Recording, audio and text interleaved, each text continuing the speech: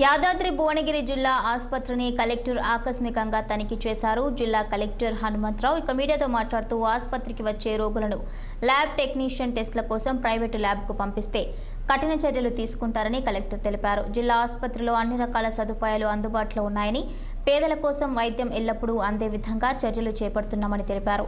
ఆసుపత్రిలో ఇంజెక్షన్ల కొరత ఉన్నది మాత్రం వాస్తవమేనని, త్వరలోనే దానికి కూడా పరిష్కారం చేస్తానని తెలిపారు. ఈ రోజు మన జిల్లా ఆసుపత్రిని ఆకస్మిక తనిఖీ చేయడం జరిగింది. కొద్దిగా వార్డులలో కానీ బయట విజిటర్స్ దగ్గర కానీ నీట్నెస్ లేదు, శుభ్రత లేదు.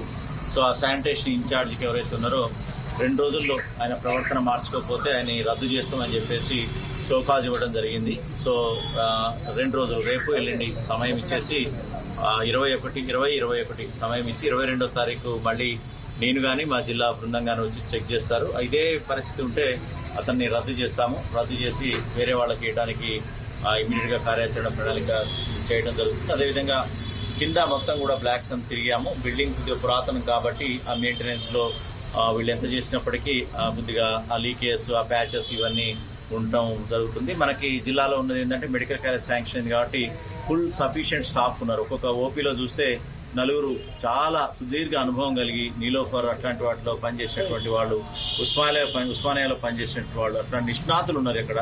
కాకపోతే ఇక్కడ సర్జికల్ ఎక్విప్మెంట్ కానీ పూర్తి స్థాయిలో సంసద్ధత లేదు కాబట్టి వాళ్ళు ఓపీకే పరిమితమై కొంత రెఫరల్కి దానికి పరిమితమైన పరిస్థితి ఉంది. యాదాద్రి భీమవరం